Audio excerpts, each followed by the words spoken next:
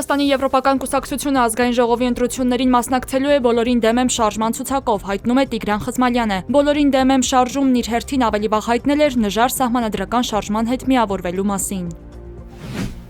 Շիրակի մարզում ապրիլի 10-ին տեղի ունեցած ողբերգական վթարի հետևանքով տուժած քաղաքացիների առողջական վիճակը շարունակում է ծանր եւ ծայրահեղ ծանր մնալ։ Տուժածները վերակենդանացման բաժանմունքում են։ Վթարից տուժած 1 եւ 3 տարեկան տղաները միացված են արհեստական շնչառության սարքին, իսկ 8-ամյա աղջկա վիճակը գնահատվում է ծանր։ Վթարի հետևանքով 6 մարդ է զոհվել, որից 2-ը երեխաներ։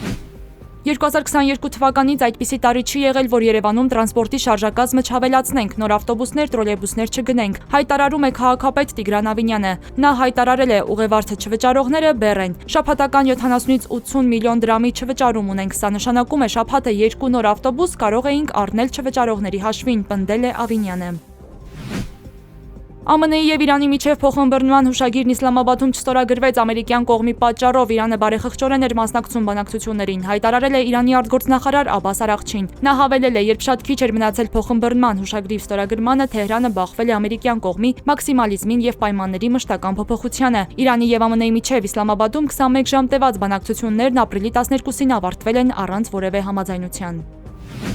ԱՄՆ զինված ուժերը ապրիլի 13-ին կսկսեն իրանական նավահանգիստների շրջափակումը, սակայն չեն խոչընդոտի Հորմուզի նեղուցով նավարկող այն նավերին, որոնք չեն մտել եւ դուրս չեն եկել իրանական նավահանգիստներից։ Այս մասին հայտարարել է ԱՄՆ կենտրոնական հրամանատարությունը։ Նշվում է, որ շրջափակումն անկողմնակալ կերպով կկիրառվի բոլոր երկրների նավերի նկատմամբ, որոնք մտնում են կամ դուրս են գալիս իրանական նավահանգիստներից եւ ափամերձ տարածքներից, ներառյալ Արաբական ծոցի եւ Օմանի ծոցի բոլոր իրանական նավահանգիստներից։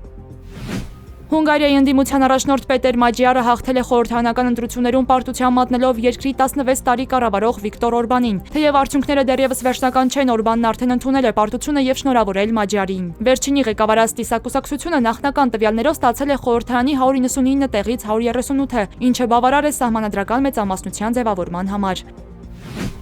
Հայաստանի տարածքում ապրիլի 13-ին ժամանակ առ ժամանակ շրջանների զգալի մասում տեղումներ են սպասվում։ Օդի ջերմաստիճանը ապրիլի 13-ի ցերեկը եւ 14-ի գիշերը կնվազի 5-ից 7 աստիճանով։ Ապրիլի 15-ից 17-ին 9-ից 13 աստիճանով կբարձրանա։ Երևանում ապրիլի 13-ին ժամանակ առ ժամանակ տեղումներ են սպասվում։ Մայրաքաղաքում այսօր ցերեկը կլինի 6-ից 8, երեկոյան 4-ից 6 աստիճան տաքություն։